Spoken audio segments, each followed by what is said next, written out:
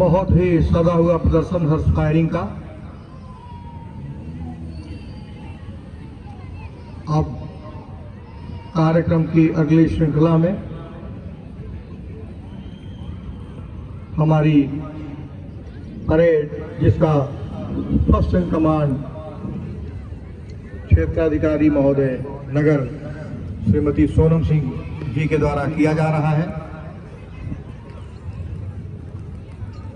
सरफरोशी की तमन्ना अब हमारे दिल में है, देखना है जोर कितना बाजुए का दिल में है। फर्स्ट इन कमांड क्षेत्राधिकारी नगर अपने निश्चित स्थान पर पहुंचती हुई।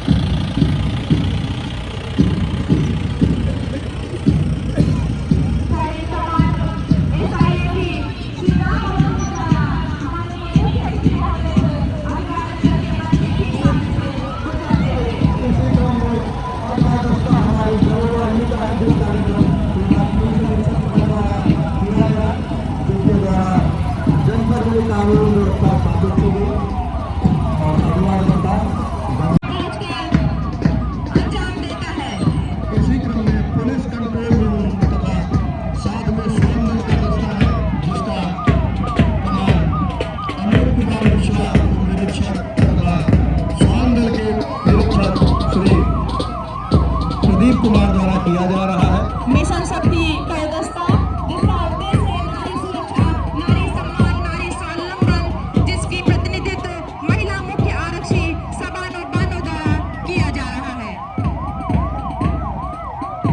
इसी क्रम में 112 इमरजेंसी सर्विसेज आपातकालीन सेवा का वाहन मंच से गुजरता हुआ फायर सर्विस परेड प्रभारी एफएसओ श्री शिवराम यादव द्वारा इसका प्रतिनिधित्व किया जा रहा है। पंचायती राज विभाग स्वच्छ भारत मिशन जिसका प्रतिनिधित्व श्रेष्ठ कुमार जी द्वारा किया जा रहा है। स्वास्थ्य विभाग श्रीमती रेणु कटियार डिस्ट्रिक्ट कोऑर्डिनेटर द्वारा इस वाहन का प्रतिनिधित्व किया जा रहा है। दर्शकों से अनुरोध है कि एक बार जोरदार तालियों से इनका मनोबल जरूर बढ़ाएं। एक बार जोरदार तालियों से, तालियों का घनत्व कभी कम ना होने दें। इसी क्रम में बेसिक शिक्षा द्वारा बीपीएम श्री विद्यालय गगली खेड़ा के द्वारा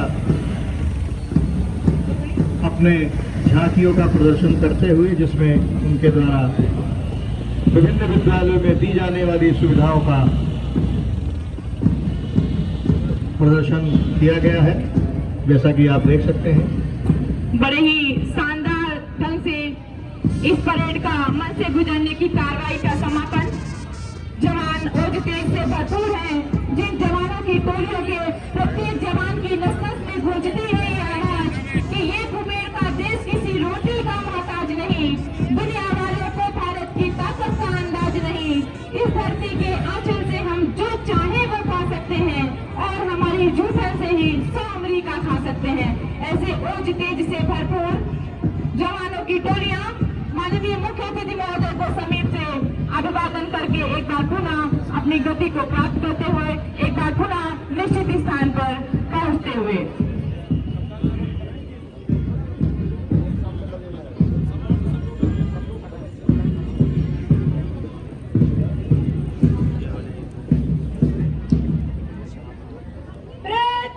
बहुत सुंदर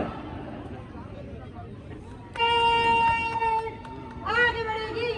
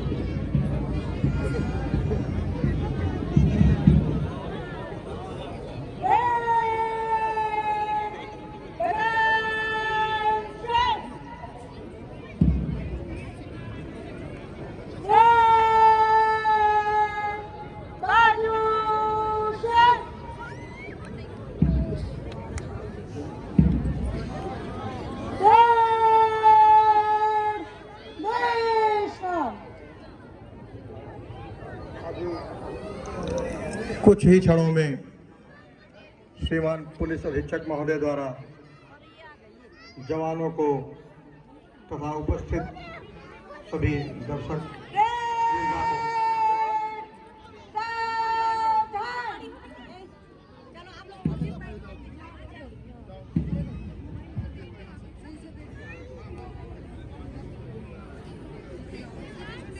हम भारत के लोग भारत एक संपूर्ण प्रभुत्व संपन्न समाजवादी अंधनिरपेक्ष लोकतंत्रात्मक गणराज्य बनाने के लिए तथा उसके समस्त नागरिकों को सामाजिक आर्थिक और राजनीतिक न्याय विचार अभिव्यक्ति विश्वास धर्म और उपासना की स्वतंत्रता प्रतिष्ठा और अवसर की समता प्राप्त कराने के लिए तथा उन सब में व्यक्ति की गरिमा और राष्ट्र की एकता और अखंडता सुनिश्चित करने वाली बंधुता बढ़ाने के लिए दृढ़ संकल्प होकर गणतंत्र दिवस पर एतद द्वारा इस संविधान को अंगीकृत अधिनियमित और आत्मार्पित करते हैं।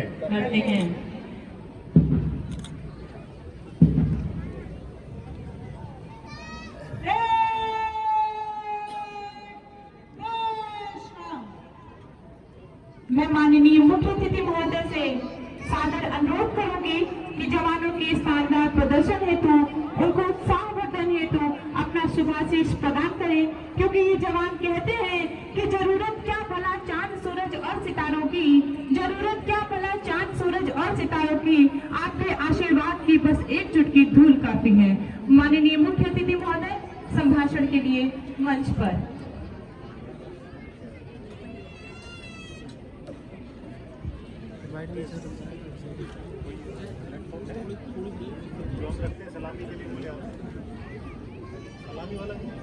ये दर्शक दीर्घा में बैठे लोगों से अनुरोध है कि अपना अपना स्थान ग्रहण करके जाइएगा।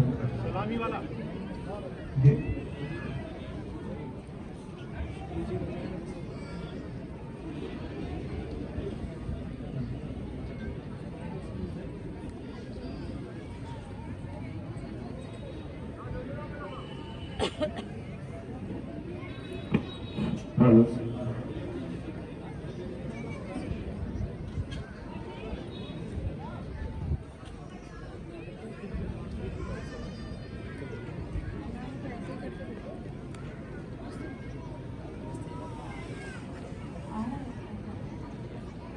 दूर तलक चर्चा है जिसके कमल कृपाण कमंडल की, सदा सर्वदा रही पूजनीय मिट्टी जिसके अंचल की, संस्कृत धर्म आस्था चिंतन दर्शन जहाँ समाहित है, युगों युगों से कविता की रसधार जहाँ प्रवाहित है, शक्ति पराक्रम सार अतिथ सत्कार यहाँ के तेवर है, जेवर चिंतानी परिवर है, सुना रहा अपने अतीत की जो स्वर्णिम गाथाएं हैं, लिखी हुई जिसके ललाट पर अनुपम अमिट कथाएं हैं, हृदय स्थल या अवध क्षेत्र का इसका वैभव न्यारा है, पानी जैसा रासानी ऐसा उन्नाव हमारा है। एक बार पुनः माननीय मुख्य अतिथि महोदय संभाषण के लिए मंच पर।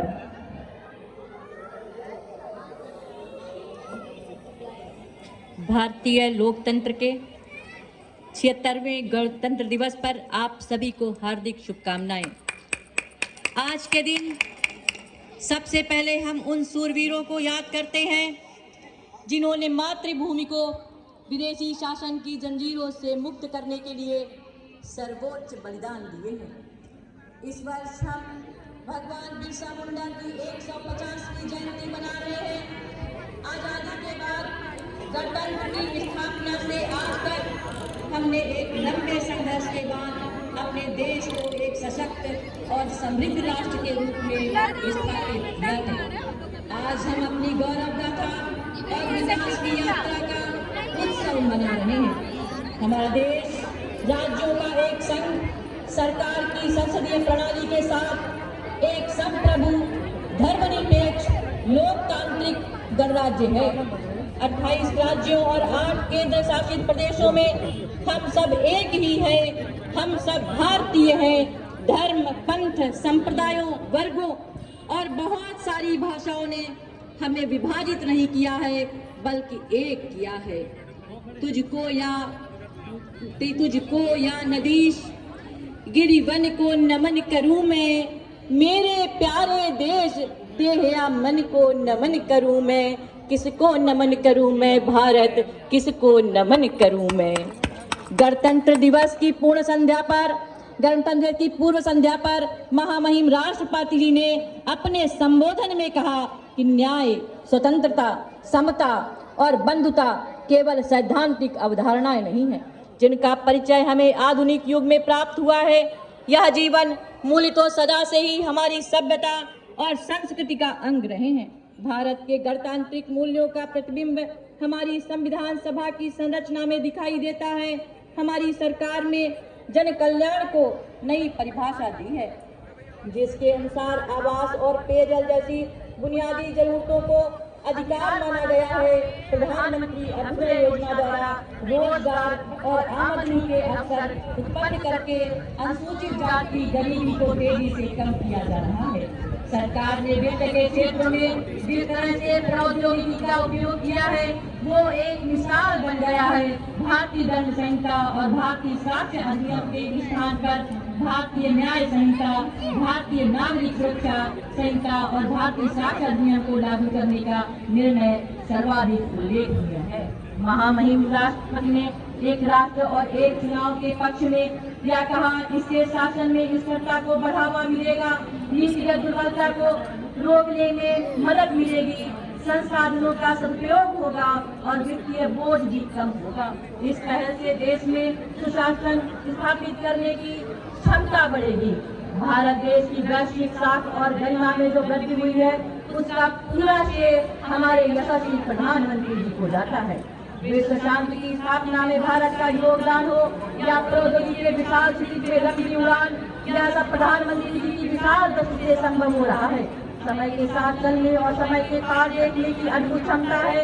इसलिए उन्होंने जितनी योजनाएं बनाई हैं, वो सब वर्तमान को मजबूत बनाते हुए भविष्य को सुरक्षित रखने वाली है।